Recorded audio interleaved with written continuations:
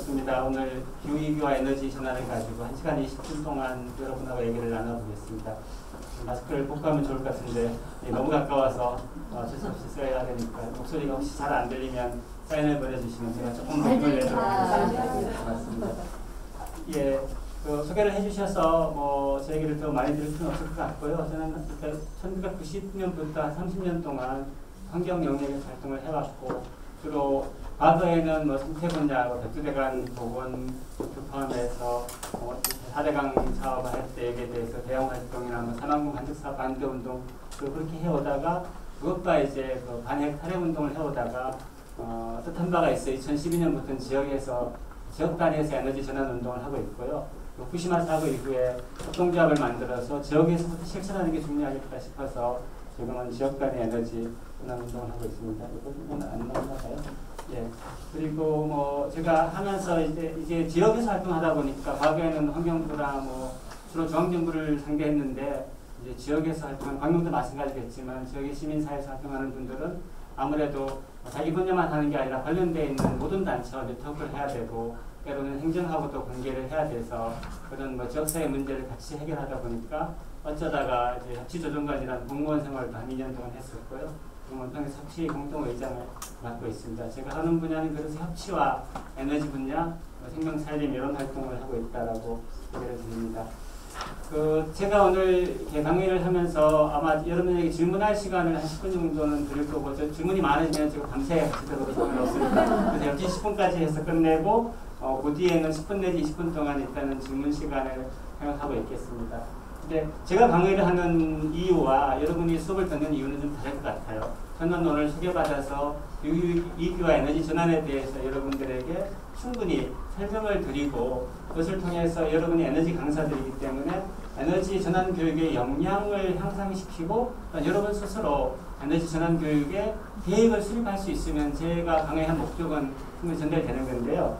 근데 사실 여러분은 제 강의를 통해서 뭘 좀 얻었으면 좋을까라는 생각을 좀 해봤습니다.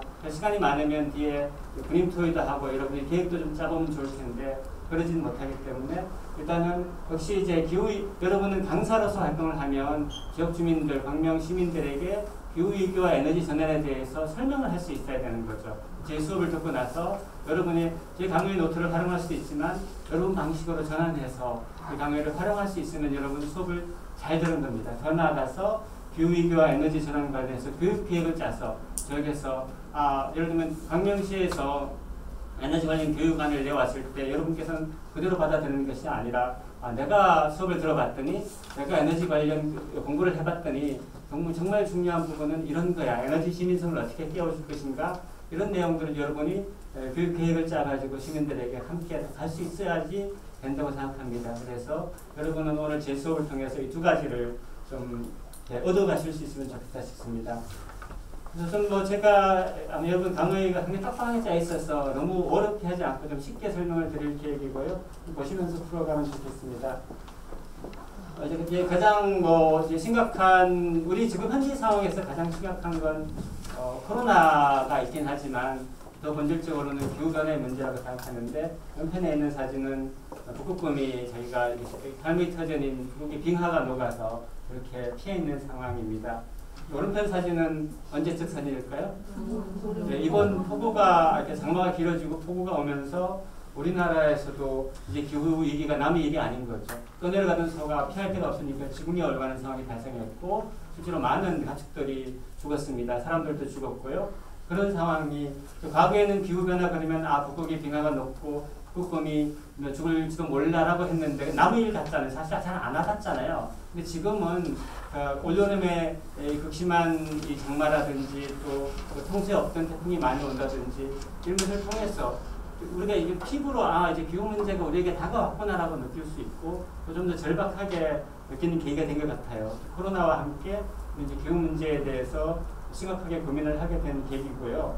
그리고 이 기후 재앙을 피하기 위해서는 우리는 유엔 기후변화 협약 당사국 총회에서 파리 협정이라고 알고 계시죠? 2015년에 맺어진 파리 협약 또는 파리 협정에서 맺은 약속한 산업화 이전에 비해서 1.5도씨 이하로 온도 상승을 막아야 돼요. 그런데 현실은 어떨까요? 이미 전 세계적으로 1도씨가 높아졌어요. 그리고 한국은 어떨까요? 평균에 비해서 높을까요? 낮을까요? 이렇게 물으면 답이 있는 거죠. 더 높습니다. 이미 한국은 2도씨가 높아졌어요. 심각한 상황입니다. 우리는 이미 목표치를 넘었기 때문에 더 높이면 되는 것이 아니라 오히려 낮춰야 되는 상황에 와 있다.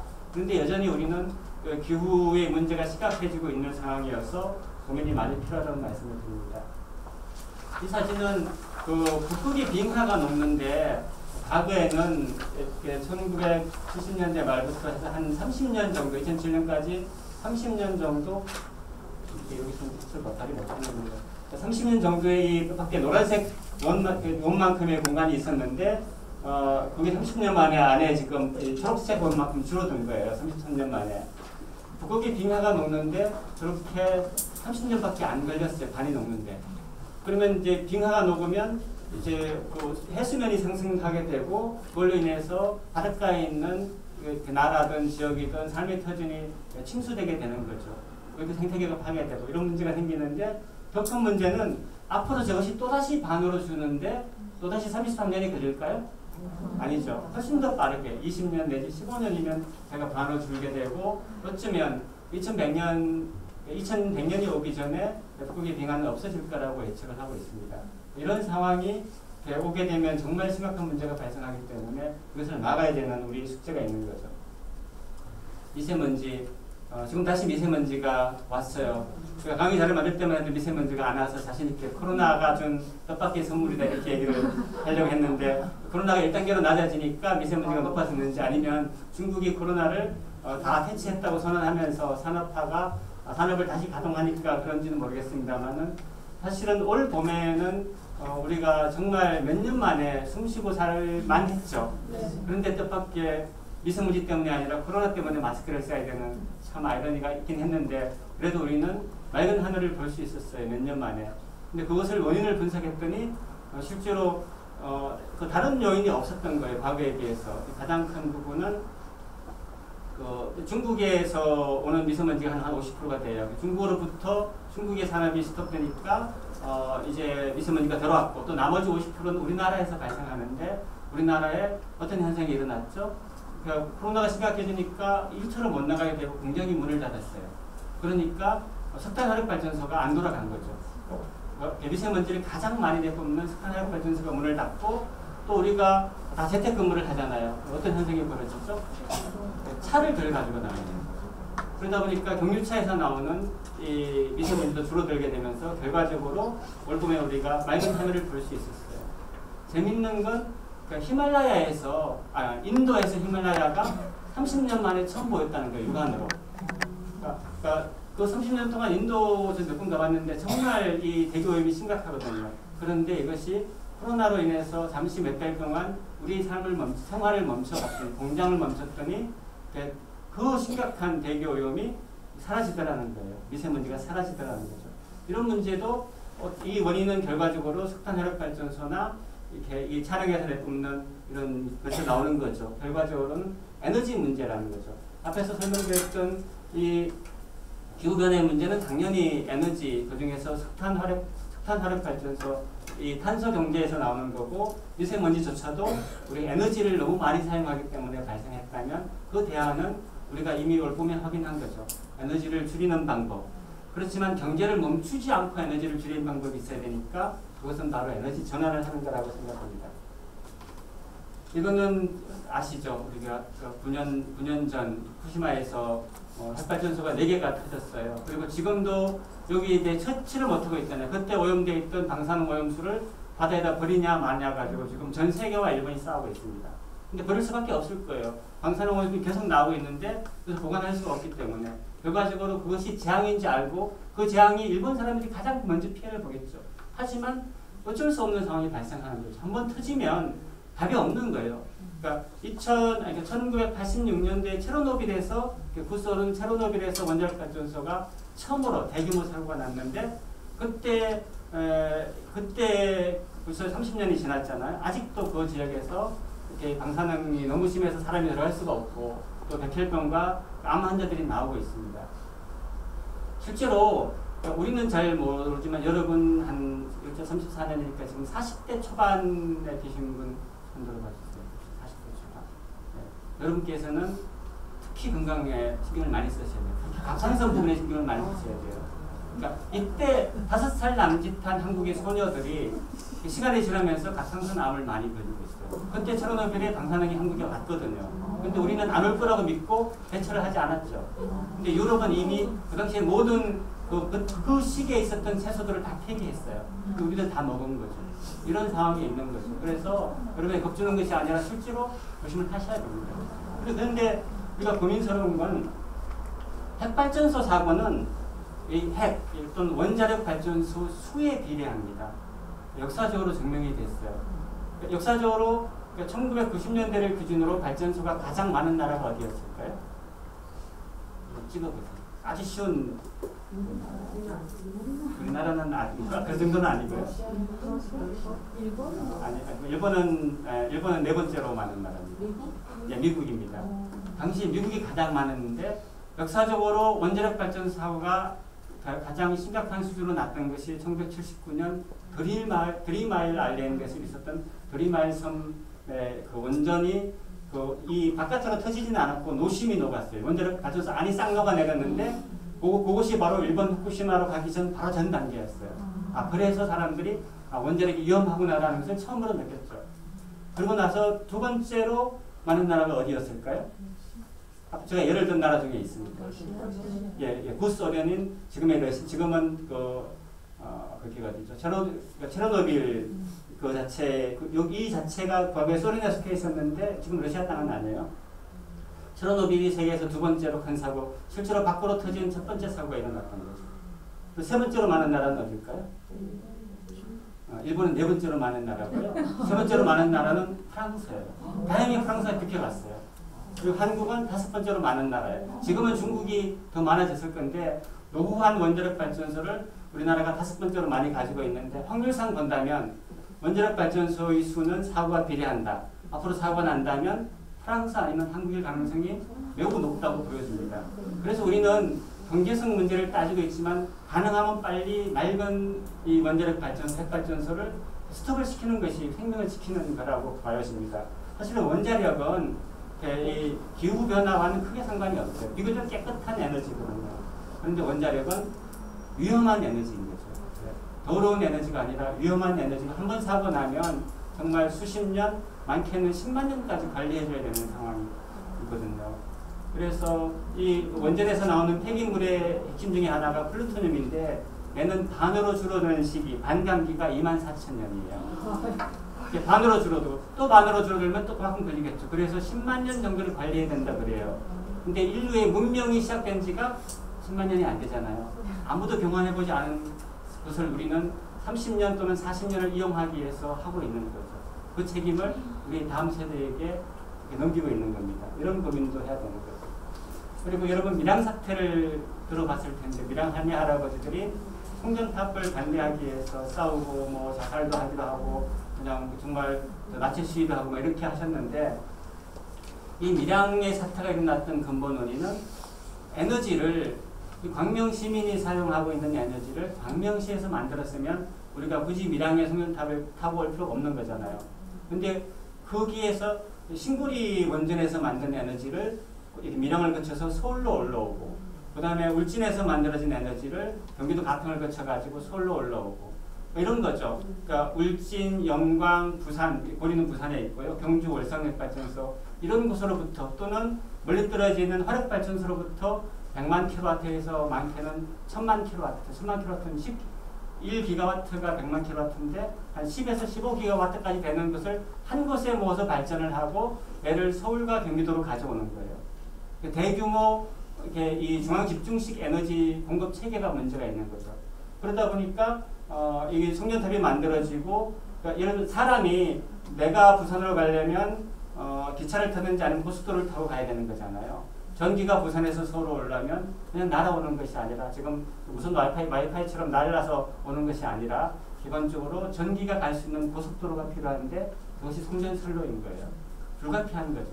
그래서 송전탑을 세워야 되는 거고 그래서 우리가 이런 악순환을 막기 위해서는 이 장거리 대규모 중앙집중식 그리고 장거리 수송 방식을 벗어나야 되고 그렇게 하려면 내가 사용하고 있는 에너지를 가급적이면 내가 내가 우리 이웃에서 우리 지역에서 생산해서 써야 되는 거죠. 이 또한 에너지 전환이 됩니다.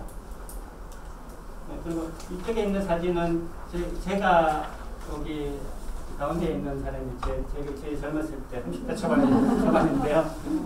1999년도에 이미 우리는 이 송년탑 반대를 하기 위해서 가평에서부터 걸어서 울진까지 이 모색순례를 한 적이 있어요. 그리고 한 3년 동안 이 송년선로를 막기 위해서 싸웠는데 결과적으로는 역부족이어서 지금 한전 사회서로 있습니다만 한전에 우리가 내셔널 트러스트 운동을 통해서 이렇게 땅을 사놨었는데 그걸 강제로 뺏기고 그 싸움이 졌어요. 만약에 여기서 이겼다면 사실은 밀양 상황은 일어나지 않았겠죠. 근데 실제로 우리나라의 이 에너지 공기업들 그리고 뭐 한전, 한수원을 포함해서 특히 원전과 관련된 이 사람들의 세력이 너무 커요. 원전 마피아라는 용어를 쓸 정도로 그 세력들이 있어서 쉽게 바뀌지 않는데 바꾸는 건 우리가 멀리 울진로부터 굳이 에너지를 가져오지 않아도 된다는 것을 보여줘야만이 바뀔 수 있는 거라고 생각합니다. 코로나 뭐 답답한데요. 사실은 저도 환경하는 사람으로 봤을 때 이 코로나가 언제 끝날지에 대해서는 사실은 장담하기 어렵고 저희는 한 10년, 20년 전부터 코로나와 같은 상황을 경고를 했었어요. 기후위기를 막지 않으면 감염병이 와서 사실은 우리가 예측하지 못하는 사회로 갈 것이고 잘못하면은 대멸종이 이루어질 수도 있다라는 예측을 했었는데 그게 현실화가 되는 거거든요. 코로나가 내년에 끝난다고 했을 때 그럼 내후년은 우리가 2019년으로 그렇게 마스크 안 쓰고 살 수 있는 세상으로 돌아갈 수 있을까? 아무도 자신을 못하는 거잖아요.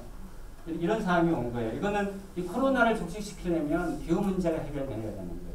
그러니까 역시 코로나의 문제도 그냥 감염병의 바이러스의 문제로 보는 것이 아니라 우리가 에너지를 과다하게 사용함으로써 지구 생태계가 변화되고 새로운 이런 바이러스와 같은 것들이 창굴하게 되는 거고 계속 나타날 수 있다는 거죠. 이런 문제까지도 여기 에너지 문제로 봐줘야 됩니다. 그리고 이 잘생긴 놈들과 이 아름다운 이 자연 환경들도 우리가 지금 점점 보기 어려워지는 상황으로 가는 거죠. 왼쪽에 있는 산양은 얘는 이제 설악산에서 찍힌 사진인데요. 설악산, 그 다음에 삼척, 울진, 봉화 지역에서만 살고 있습니다. 저 아래 있는 반달가슴곰은 지리산에 지금은 이제 인공호로 이렇게 복원을 시켜놓은 거죠. 원래 멸종했었던 건데, 이제 얘들이 지리산이 좁아서 대구까지 가잖아요. 그러니까 이런 반달곰 같은 호랑이 같은 개체가 자연 상태에서 서식하려면 지리산 권역의 3배 정도 되는 권역이 단절되지 않고 있어야 한다 그래요. 근데 우리나라의 모든 자연 생태계는 도로로 다 뚫려 있잖아요. 다 막혀 있잖아요. 그렇기 때문에 살 수가 없는, 지리산이 너무 좁은 거예요. 어쨌든 이 산림 생태계가 좁아질수록 애들은 이제 동물들은 살 수 없게 되고 또 기후 변화가 이루어지게 되면 이런 식물들이 살 수 있는 생태계가 변하는 거죠. 그 식물이 변하게 되면 얘들을 먹고 사는 동물들도 자기 터전이 없어지게 되는 거잖아요. 그래서 이런 생물종 다양성의 위기는 자고 일어나면 뭐 몇 종이 없어진다 그래요. 그런데 없어지다가 어느 순간 인간도 없어질 수도 있겠죠. 우리가 제대로 하지 않으면. 근데 이런 위기는 1차적으로는 뭘까요? 왜 없어질까요? 얘들이 위험하게 되는 이유가 뭘까요? 네, 일단 하나는 기후 문제고 먹이가 없는 부분을 다르게 표현하면 얘들이 서식처가 없어지는 거죠. 그러니까 첫째는 이런 동식물들이 살 수 있는 서식처가 없어지기 때문에 기후변화, 이런 생물종이 이제 멸종해 가고 있는 건데요. 예를 들면 아마존이 파괴된다든지 도시화가 돼서 우리나라는 이미 90%의 인구가 도시에 살고 있고 생태가 그만큼 줄어드는 거잖아요. 그런 측면이 있는 반면에 두 번째는 기후위기로 인해서 아까 제가 처음에 얘기 드렸듯이 얘들이 살아가야 될 수 있는 조건이 바뀌니까 먹이가 없어지는 구조가 되는 거죠. 그래서 결과적으로 이런 생물종 다양성의 위기 또한 에너지 문제와 피할 수 없다는 거죠. 100% 에너지 문제는 아니지만 많은 원인 중에 하나는 에너지 문제라고 이렇게 보시면 됩니다. 그래서 제가 드리는 서론의 마지막 말씀은 이런 문제를 해결하는 데 가장 중요한 부분은 바로 에너지 전환을 하는 것이라는 거죠.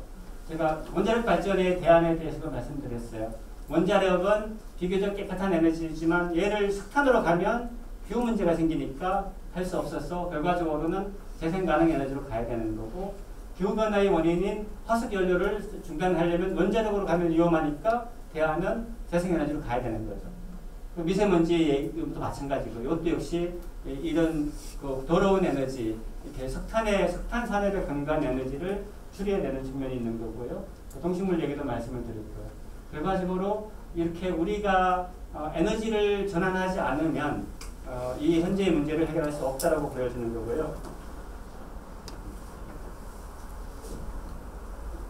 그래서 이 에너지 전환이 뭔가에 대해서 조금 제가 이제 박사학위 논문에서 썼던 내용인데 제가 늦게 2020년 올해 학위를 받았습니다. 이 에너지 전환이라는 것은 1차적으로는 여러분께서 아시다시피 더럽거나 위험한 에너지인 석탄이나 원자력 같은 에너지를 깨끗하고 안전한 에너지인 재생에너지로 바꾸는 것이 하나가 있어요. 근데 그것만 하면 되는 것이 아니다. 제가 이미 앞에서 몇 번 암시를 드렸습니다. 또 본질적으로 중요한 것은 아까 우리가 밀양 송전탑 얘기를 하면서 예를 들었듯이 대규모 중앙 집중식 에너지 이 시스템을 소규모 지역 분산형으로 내가 사용하고 있는 에너지는 내가 만들어서 뜬다라는 그런 식으로 변화되는 것이 에너지 전환에 매우 중요하다는 거죠.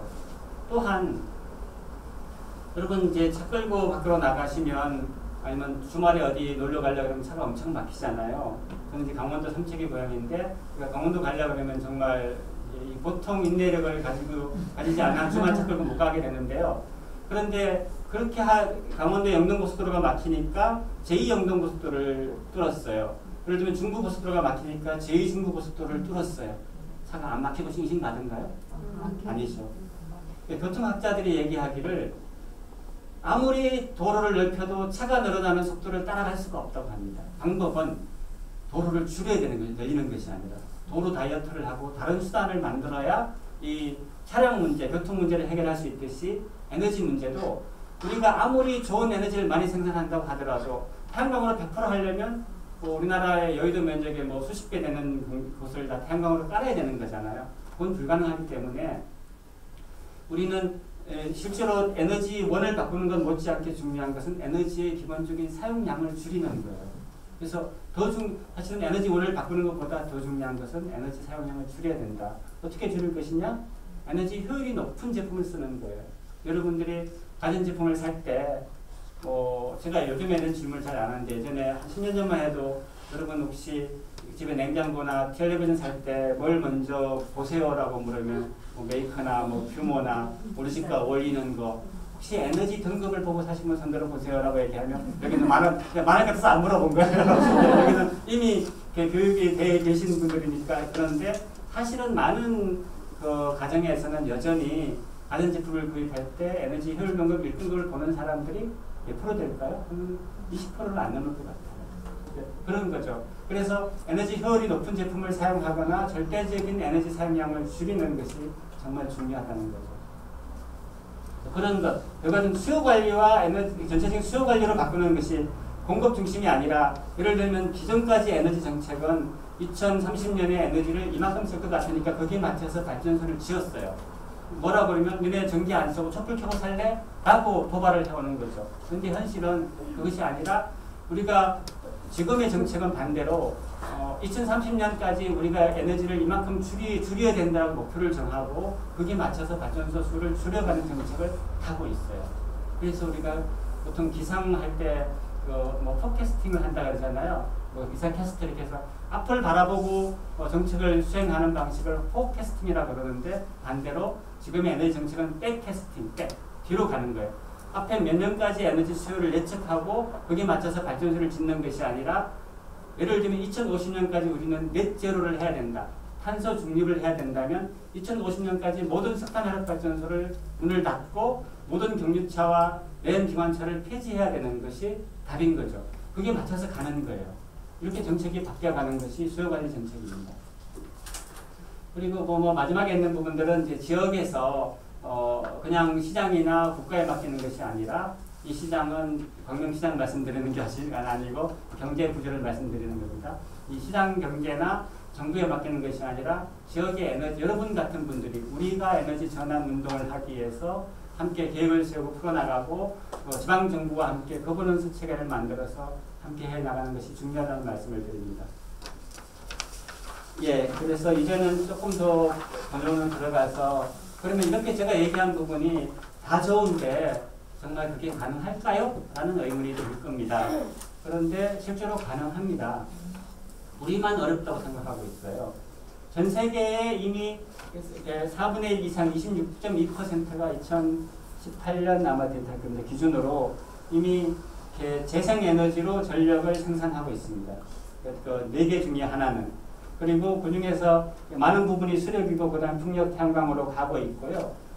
앞으로는 저쪽에 있는 풍력과 태양광이 훨씬 더 많은 비중을 차지하게 될 겁니다. 나라별로 보면 우리가 많이 예를 드는 나라 독일의 경우는 2018년 기준으로 35%가 이미 생산한 전력의 35%를 재생에너지로 가고 있는 거예요. 이미 지금 시점에서는 40%를 넘어섰고 2030년대는 50% 이상을 재생에너지로 가겠다고 하고 있습니다. 영국도 3분의 1을 이미 재생에너지로 가고 있어요. 프랑스, 원자력을 전 세계에서 세 번째로 많이 가지고 있는 나라, 전체 에너지의 80%를 원자력에 의존하고 있는 나라인 프랑스도 19.6%를 재생에너지로 가고 있어요. 한국은 안타깝게도 3.8%입니다. 여기에는 재생에너지만 있는 것이 아니라 신에너지가 들어가 있어요. 우리나라는 여러분이 에너지 관련 자료를 보다 보면 신재생에너지라는 용어를 보게 됩니다. 근데 신재생에너지라는 용어는 짝퉁입니다. 없어요. 그 신 가운데 점 재생에너지라고 표현하는 것이 맞는데 이것은 신에너지 플러스 재생 가능 에너지가 합쳐진 겁니다.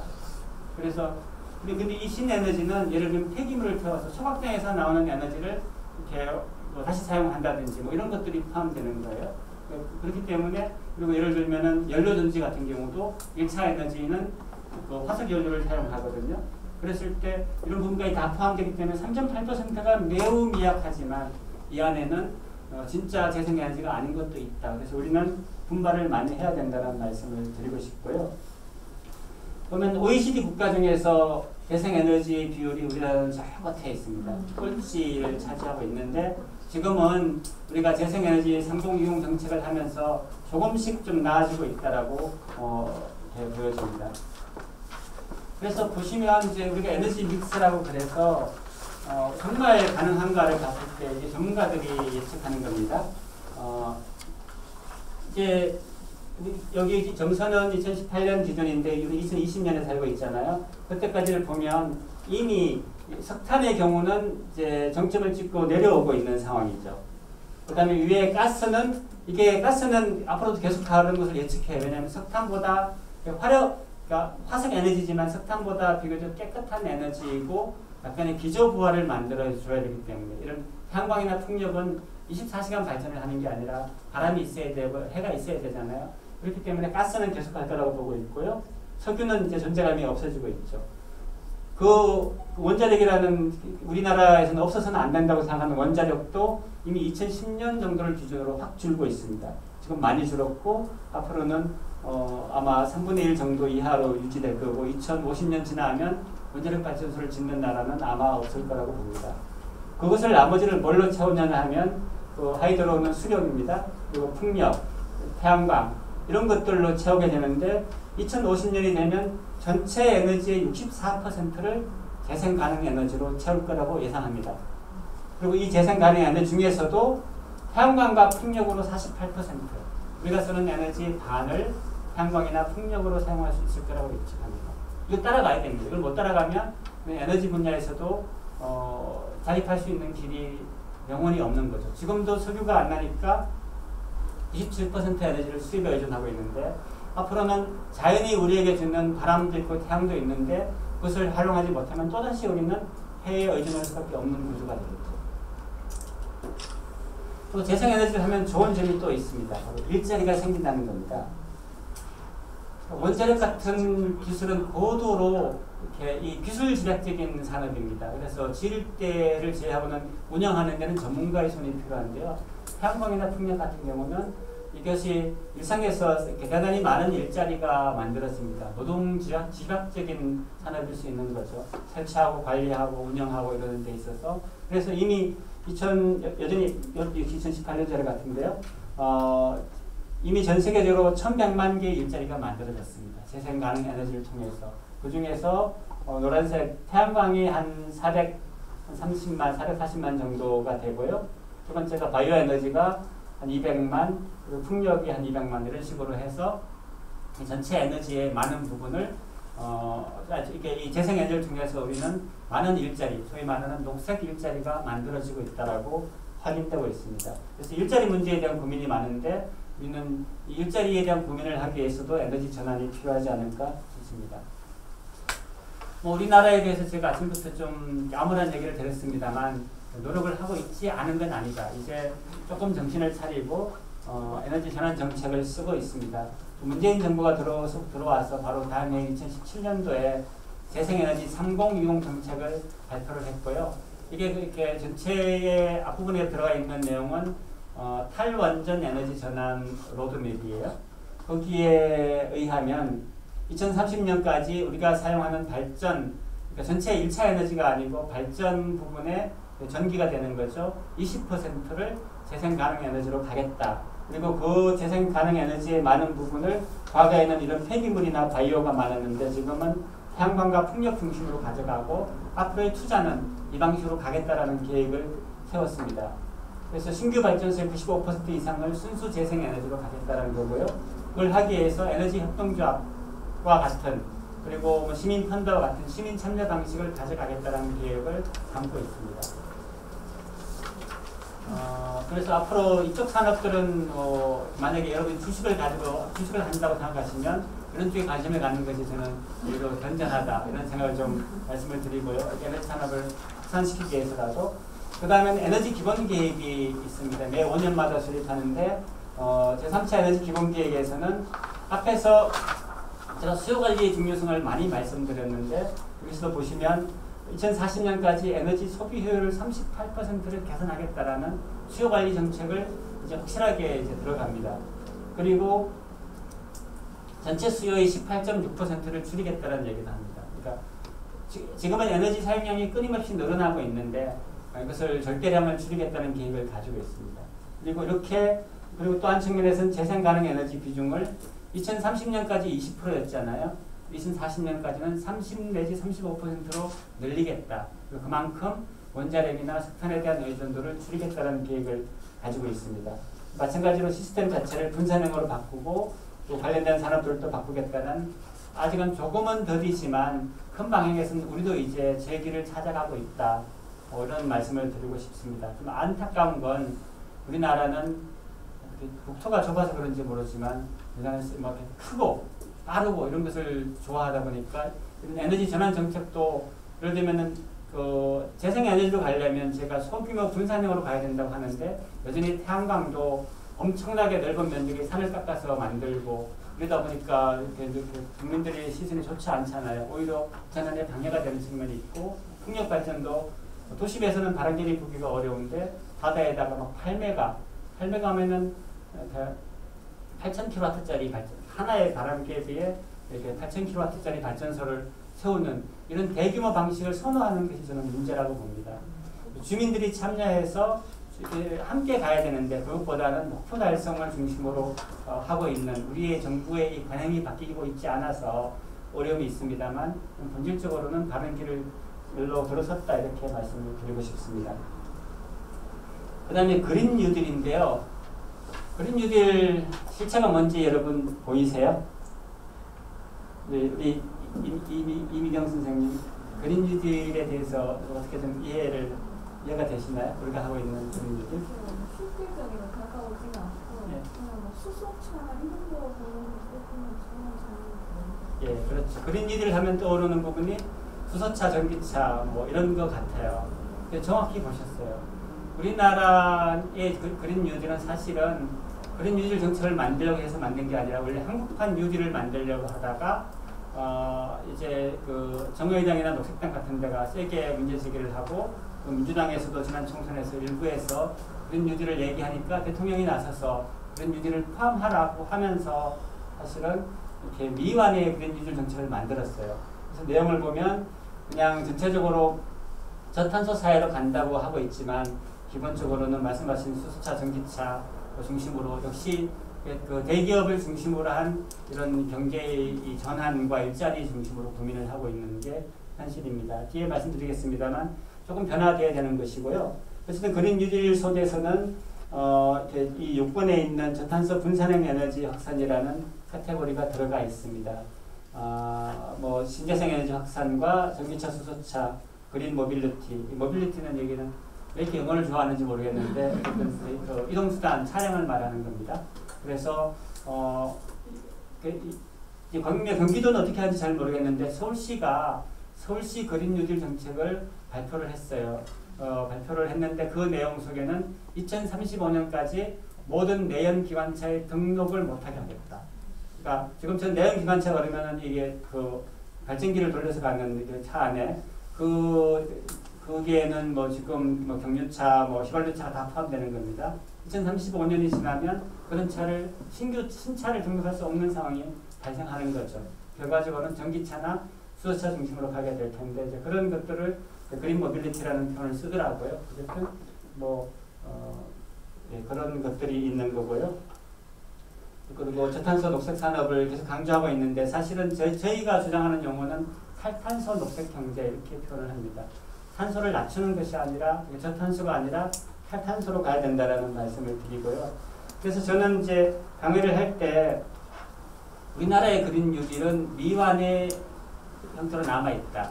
그리고 만들어가는 것이다. 초기에 이제 그린 뉴딜이라는 정책을 일단은 들여온 것 자체는 그리고 대통령이 인지하고 이것이 국가적으로 하겠다라고 한 것은 좋은 신호이기 때문에 여기에 부족한 부분을 채워나가는 것이 좀 중요할 것 같아요.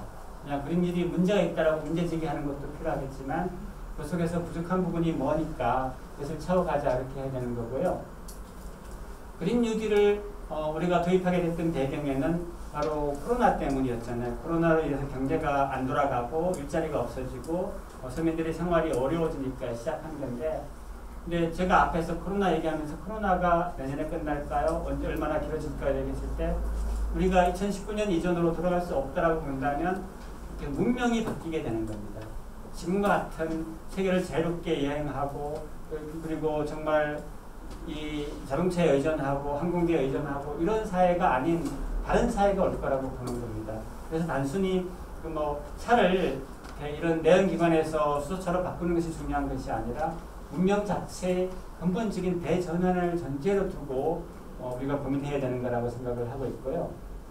그 속에서 핵심은 탈탄소 경제로 빨리 가야 되는데 우리나라는 아직까지 2050년 넷째로 그러니까 탄소 중립을 선언하지 못하고 있습니다. 일단 2050년까지 전 세계가 가고 있는 탄소 중립에 대한 목표를 같이 만들어가는 것이 필요하고 그리고 그 과정에서 빨리 석탄 화력발전소를 퇴출하고 재생에너지로 가야 되고 수송수단도 내연기관차를 없어지게 되는 거고 더 중요한 부분은 사실은 자동차에 의존하고 있는 이런 문화를 바꿔야 되는 거죠. 자동차 중심이 아니라 사람 중심 그리고 대중교통 중심으로 이렇게 확산하는 노력들이 필요할 거라고 생각을 합니다.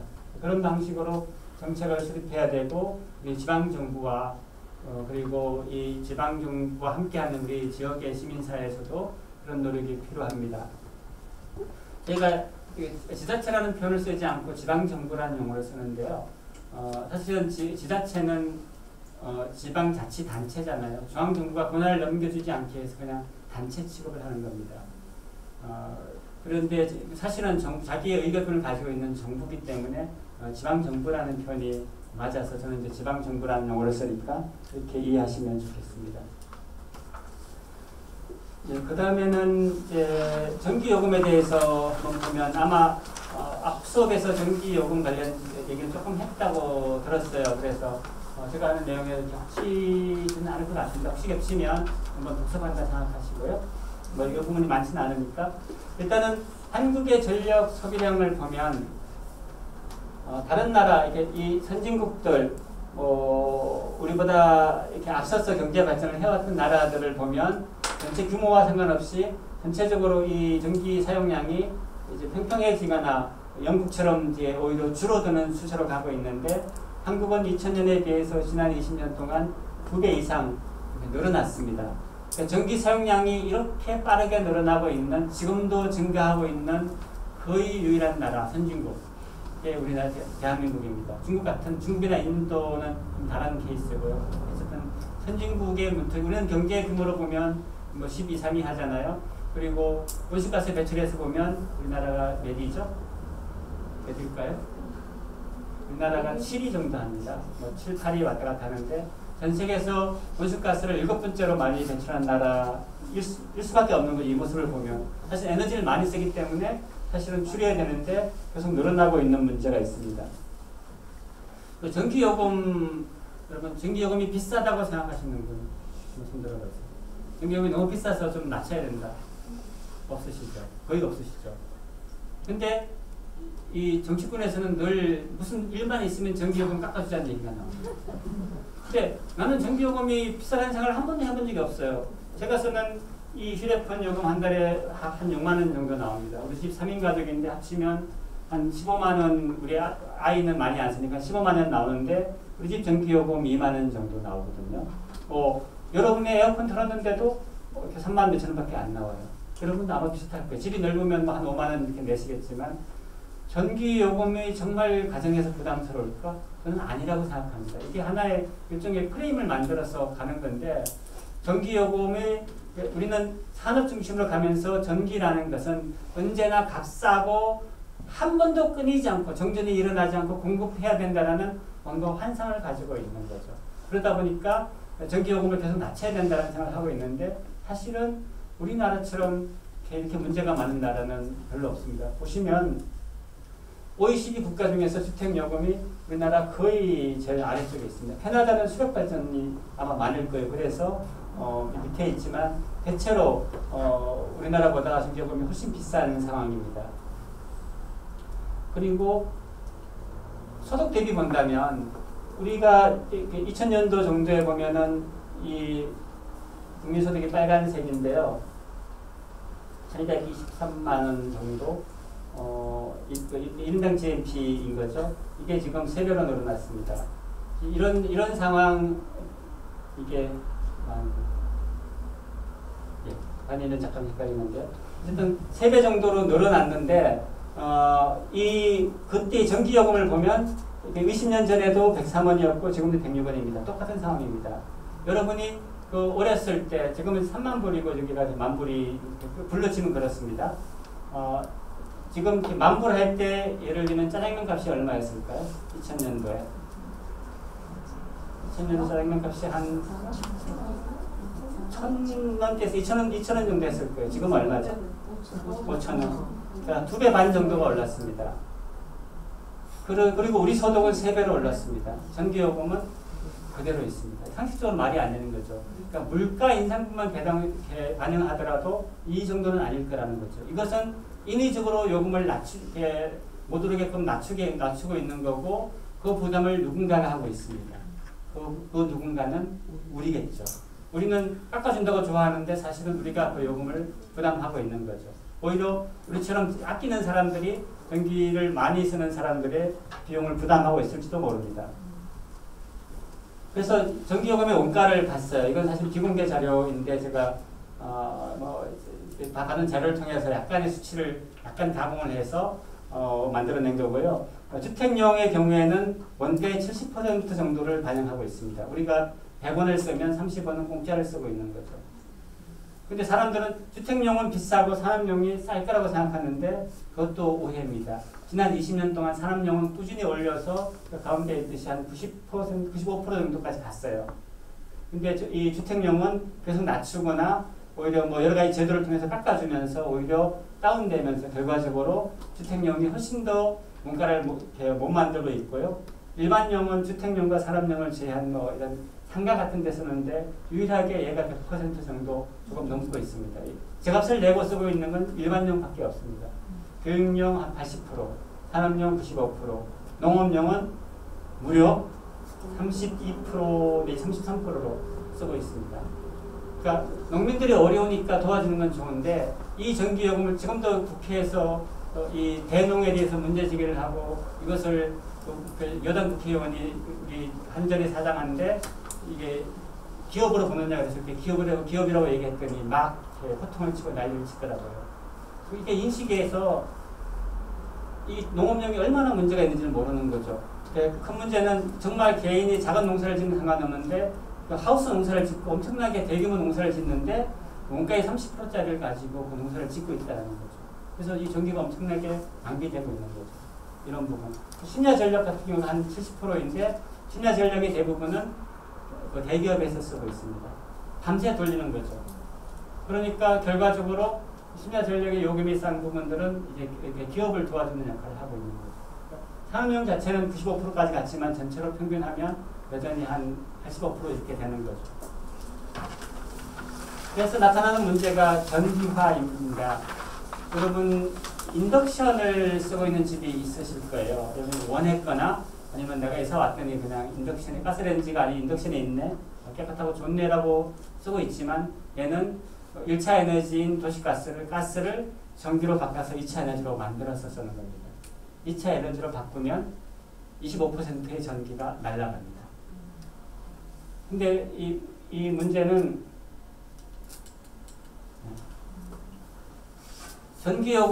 전기를 우리가 석유나 석탄이나 가스를 이용해서 전기를 만들잖아요. 그러면 거기에 시간이 들죠. 다시 에너지를 써줘. 뭘 하면 더 비싸야 되는 거잖아요. 근데 이 2차 에너지가 1차 에너지보다 싸요. 그러니까 다 전기화로 하는 거예요.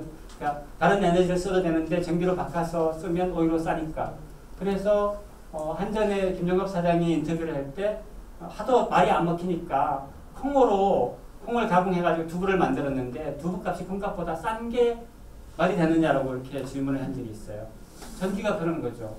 콩값보다 두부값이 싸듯이 1차 에너지인 석유나 이런 에너지보다 2차 에너지인 전기가 싸다는 거죠.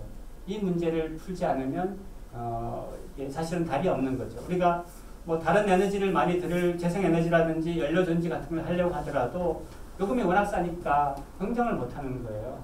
그래서 어쨌든 이렇게 전기화를 하면 4분의 1 정도가 날아간다는 것도 이해를 하시면 좋겠습니다. 그리고 지금 국감에서 계속 탈원전과 이 전기요금의 관계라든지 이런 문제제기를 계속하고 있는데 실제로 데이터를 분석해 봤더니 탈원전 정책과 전기요금은 전혀 관계가 없는 거고요. 우리가 두바이유를 많이 수입하는데 두바이유 값이 많이 올랐을 때, 94, 105 이렇게 됐을 때 한전의 적자가 엄청나게 많아지는 거죠. 한전의 적자의 원인은 탈원전의 문제가 아니라 실제로 원가에 미치지 못하는 전기요금 구조 때문에 발생하는 거고 그것을 결과 세금으로 메워주는 겁니다. 그래서 이것을 바로 잡으려면 원가를 반영해야 되는 거죠. 전기요금의 구조 계획이 정말 중요한데요. 이것의 기본은 이용자 부담 원칙. 내가 사용했기 때문에 사용하는 만큼 내는 것. 또 하나는 원가를 반영하는 겁니다. 그리고 다양한 복지 체계가 있어요. 무슨 기본 공제라든지 전통시장 공제라든지 이런 것들이 있는데 이런 것들은 전기 요금을 깎아주는 것이 아니라 다른 에너지 복지 시스템으로 지원을 해줘야 되는 것이 맞다고 봅니다. 그런 문제가 좀 있다 이렇게 말씀을 드리고요. 예. 그리고 이제 제가 준비한 이제 마지막 단원인데요. 여기는 에너지 전환과 시민 참여에 대한 얘기를 드리도록 하겠습니다.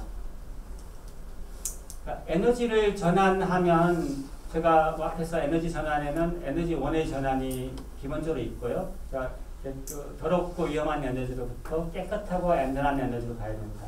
그 다음에 중앙 집중식의 에너지 체계를 이렇게 지역 분산형으로 바꿔야 된다. 이런 말씀을 드렸고 또 하나는 공급 중심의 에너지 체계에서 수요 관리 체계로 가야 된다는 말씀 그리고 지역 단위 에너지 거버넌스가 중요하다는 말씀을 드렸는데 여기는 이제 마지막 부분에 연결되는 내용이라고 보시면 됩니다.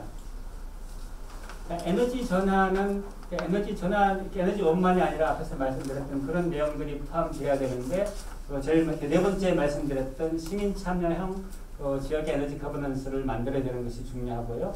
또한 재생에너지는 속성상 소규모 분산형으로 가야 맞는 이런 성질을 가지고 있습니다. 그렇게 가려면 소규모 분산형의 에너지 생산 구조를 대기업에서 하기는 어렵습니다. 대기업에 맡기면 그냥 산을 깎아가지고 막 이렇게 10만 킬로와트짜리 이런 이렇게 산 대신에 인야를 없애버리고 태양광 단지를 만든다든지 바다에 엄청나게 흉물스러운 풍력 발전기를 세운다든지 이런 구조가 되는 거거든요. 근데 이 소규모 분산형을 하려면 바로 이렇게 지역에서 이것이 광명이 되든 뭐 수원이 되든 거기 전남의 신안이 되든 그 지역에서 필요한 에너지를 직접 생산해서 그것을 공급하고 가능하면 그 지역에서 쓰는 구조를 갖는 거예요. 그러려면 그것을 할 수 있는 것은 지역에 있는 시민들이, 주민들이 투자를 해서 함께 이 재생에너지를 만들고 그것을 가지고 직접 사용하거나 아니면 한전에 공급하는 방식으로 가야 되는 것이 맞는 거죠. 그리고 이렇게 하는 이유 중에 하나는 에너지 수용성 문제가 있습니다. 수용성 그러면은 조금 어려운데 수용한다, 받아들인다라는 의미거든요. 지금 에너지 이 시설 관련해서 사회적 갈등이 참 많아요. 제가 예를 들었던 아까 송전탑 문제도 갈등이 있었고, 그리고 뭐 원자력 발전소나 석탄화력 발전소를 짓는다 그러면 당연히 반대를 하겠죠. 심지어 저희 동네의 은평에서는 자원순환센터 이렇게 재활용품을 받아들여서 분리하고 하는 이런 센터를 만들겠다고 하는데도 주민들이 반대를 하고 있습니다. 그러니까 조금이라도 불편해 보이면 반대하는 속성을 가지고 있는 것이 현실인데, 이게 어떻게 보면은 민주주의가 가져온 하나의 부작용인 것 같아요. 자기 의사표현을 강하게 할 수 있는 것은 좋은데 지나치게 님비 현상까지 가져오는데, 어쨌든 이 에너지 부분에서 이 수용성의 문제는 대규모 원자력이나 화력발전만이 아니라 태양광이나 풍력에서까지 나타나고 있습니다. 그러니까 제주도에서 풍력발전기를 세우는데 주민들이 반대를 해서 못하는 경우도 있었고요. 그 다음에 뭐 여기 인근에 과천이 인근 맞나요? 과천시에 그 서울시가 중심이 돼서 과천의 서울대공원에다가 주차장에 태양광 발전소를 지으려고 하는데, 그것도 주민을 핑계로 한 과천시와 일부 정치권에서 반대를 해서 결과적으로 못했습니다. 이런 상황들이 생기는 거죠. 그리고 실제로 어떤 지역에서는 주민들이 반대하는 경우도 있고, 서울의 경우에도 강남구에 저희를 포함해서 8개의 에너지 협동조합에서 강남에 있는 수서역 공영주차장에 태양광 발전소를 수립하기로 했는데, 강남구가 주민들을 동원해가지고 반대를 해서 결국은 아직까지 못하고 있고, 그것을 행정소송까지 가고 있는 사례가 생기고 있습니다. 그래서 이 문제는 되게 민감한 부분이기 때문에 주민들이 수용성을 높이는 것이 매우 중요합니다. 우리 지역에서 함께 사용할 수 있고, 나는 대규모 중앙집중식 방식을 반대하고 우리 지역에서 재생에너지를 받아들이겠다는 마음이 있어야 됩니다. 그런데 그냥 주민들이, 모든 사람들이 여러분 같지는 않잖아요. 그러면 그 사람들은 재생에너지가 뭔지도 잘 모르고, 뉴스에서, 일부 언론에서 가짜 뉴스가 판을 치면서 태양광이 위험하다던데 이런 얘기를 하면 그런가 보다라고 보는 거죠. 그런데 그거는 그러면 여러분이 교육을 통해서 풀 수도 있지만, 다른 측면에서는 내가 그 지역에 살고 있는 주민들이 이 발전소를 건설하는 데 참여하고 운영을 하고 거기서 수익을 얻는다면 반대할 이유가 없겠죠. 그래서 수용성이 중요한 거니까. 지역의 주민들이 이 태양광이나 풍력 발전에 주체로 참여하는 것이 에너지 수용성을 높이는데 저는 이제 가장 중요하다고 생각합니다. 그래서 이제 시민이 만드는 에너지 전환은 시민들이 에너지 소비자에서 에너지 생산자로 바뀌어가는 과정이고요. 여러분 혹시 에너지를 생산해 보신 경험이 있는 분 있으면 손 들어보세요. 에너지 생산자였던, 지금 에너지 생산을 하고 있다고 생각하시는 분 있으세요? 없네요. 혹시 미니 태양광 가신 분 없으세요? 네, 있으시죠. 여러분 생산자십니다. 저는 지금은 태양광을 저희 집 옥상에 있긴 하지만 그 전에도 저는 에너지 생산자였던 적이 있습니다. 제가 아까 강원도가 고향이라고 그랬는데, 그때는 땔감을, 제가 고등학교 때까지 땔감을 이용해서 나무를 이렇게 가지고 아궁이에 불을 떼서 밥을 해 먹었기 때문에 나는 산에 가서 나무를 해오는, 지금으로 말하면 바이오 에너지를 생산했던 적이 있습니다. 그렇죠? 근데 아마 그런 경험을 도시에 사는 사람들은 없을 거예요. 그때 이후에, 그게 이제 10대 후반이었고, 그때 이후에 제가 50대가 될 때까지 단 한 번도 에너지 생산자였던 적이 없습니다. 그러다가 지금은 옥상에 태양광이 있음으로써 내가 에너지 소비자이지만 동시에 생산자가 된 겁니다. 여러분께서도 그렇게 우리가 재생에너지를 지역에서 참여하시게 되면 에너지 소비자이면서 생산자로 바꾼다. 그래서 프로슈머라는 용어를 씁니다. 네, 소비자이면서 생산자의 개념이어서 그렇게 바뀌는 거고요. 내가 태양광을 한번 집에 설치해보면 마음이 달라집니다. 에너지를 만드는 과정이 얼마나 소중하고 의미 있는지를 알게 되기 때문에 그 에너지를 바라보는 관점이 달라지고 그래서 에너지를 더 아끼게 되는 거죠. 그리고 지역에서 에너지 관련 무슨 프로젝트를 한다 하면 참여하게 되기 때문에 작지만 정말 냉장고 하나밖에 돌릴 수 없는 작은 미니 태양광이라도 설치해서 경험을 해보는 것이 중요합니다. 그리고 시민이 할 수 있는 건 에너지 제가 강조했듯이 수요 관리가 정말 중요하다. 그러니까 저희 협동조합에서 내거는 캐치프레이즈 중에 이런 게 있습니다. 옥상마다 햇빛 발전소, 집집마다 에너지 절전소. 이렇게 모든 집이 사실은 절전소 역할을 할 수 있다는 거죠.